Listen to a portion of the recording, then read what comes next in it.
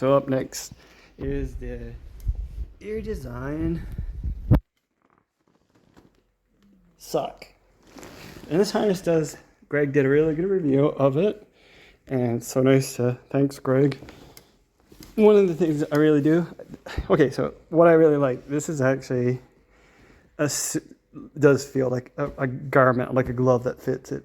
Like my butt's right in the back, my back's really well supported all the way up to the shoulders.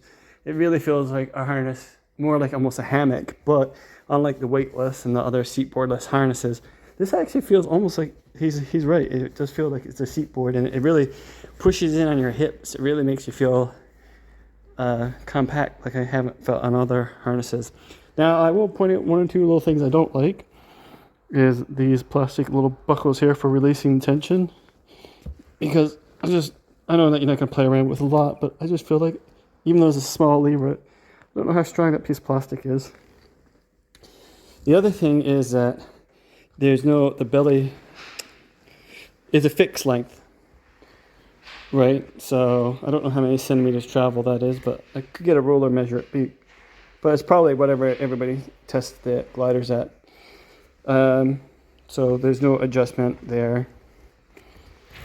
And you get it really does feel good. And these side pockets are nice. I'd probably put some Velcro there. Greg point at things slipping out, but even a little half piece of Velcro modified. Material is really nice. I feel like it would stand up to the wilderness of Newfoundland. And that pocket's really nice.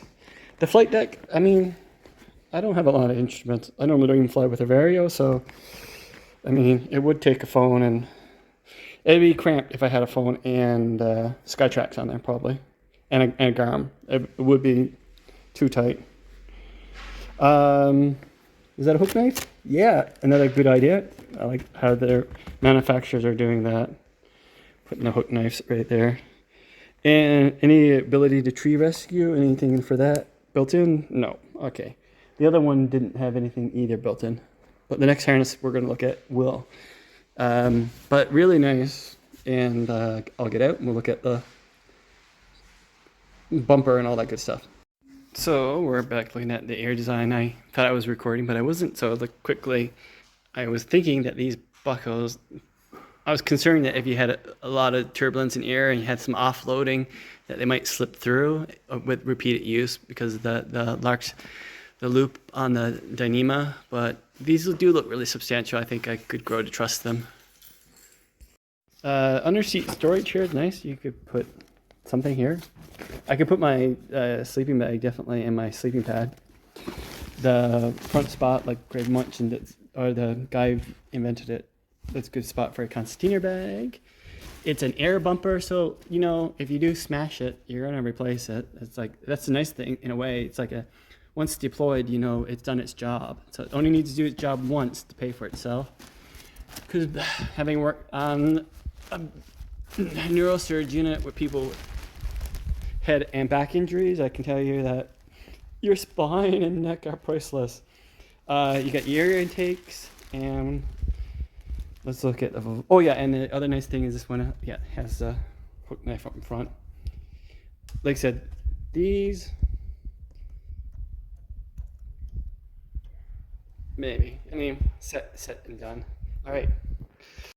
So going back to this, so this is actually like, it is a lot of volume. So if I got my sleeping bag and my sleeping pad there, then I definitely could get a big Agnes bike camping tent in here easy.